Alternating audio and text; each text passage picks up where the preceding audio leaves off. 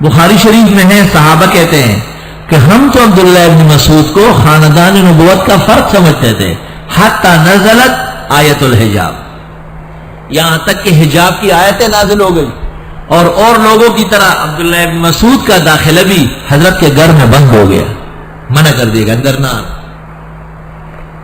ہم سمجھ گئے کہ اوہو یہ تو کوئی غیر آدمی ہے، لیکن قرب اور صحبت اتنی تھی کہ ہم نے سمجھے کہ حسن و حسین کی طرح یہ بھی گھر کا آدمی ہے۔ یا اللہ، عبداللہ ابن مسعود رضی اللہ تعالیٰ عنہ، حضرت نے فجر کی نماز پڑھائی، سورہ مومن کی تلاوت میں آپ نے کچھ آیتیں جو بعد میں پڑھی جاتی پہلے پڑھ لی، اور جو پہلے پڑھی جا رہی تھی وہ بعد میں پڑھی۔ التبس علیہ بعضھا بالبعض،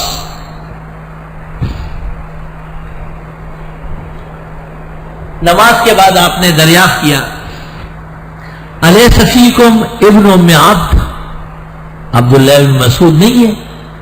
حضرت میں موجود ہوں۔ فرمایا آپ کے ہوتے ہوئے آیت غلط پڑھی گئی۔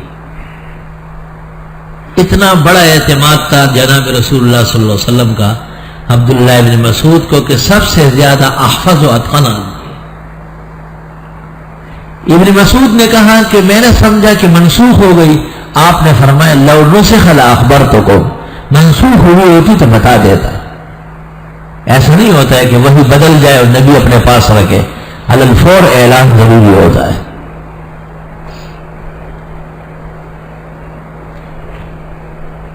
اور بعض روایات میں کہا بھی گیا ہے کہ ابن مسعود سے قرآن سیکھو،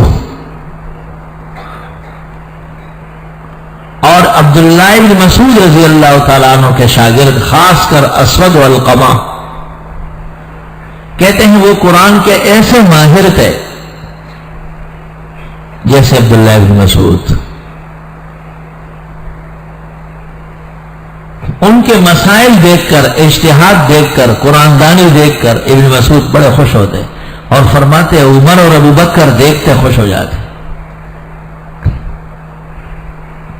تابعین ہے لیکن اللہ نے علوم کے پیکر بنایا ہے۔ امام حسن بصری رحمت اللہ علیہ حضرت انس کے خاص شاگرد ہے، تو جب حضرت انس سے لوگ مسائل پوچھنے آتے تو حضرت حسن بصری کی طرف اشارہ کرتے، سل مولانا الحسن، ہمارے مولانا حسن بصری سے پوچھئے۔ تو وہ لوگ کہتے آپ صحابی رسول ہیں، ہم آپ سے پوچھنا چاہتے۔ وہ کہتے جو علم ہم نے نبی سے حاصل کیا وہ سارا علم حسن نے ہم سے حاصل کیا۔ صحابہ کی موجودگی میں تابعین فتوے دیتے، اتنا بڑا اعتماد تھا۔ اور یہ اسود اور علقمہ جو عبداللہ ابن مسعود رضی اللہ تعالیٰ عنہ کے شاگرد ہیں،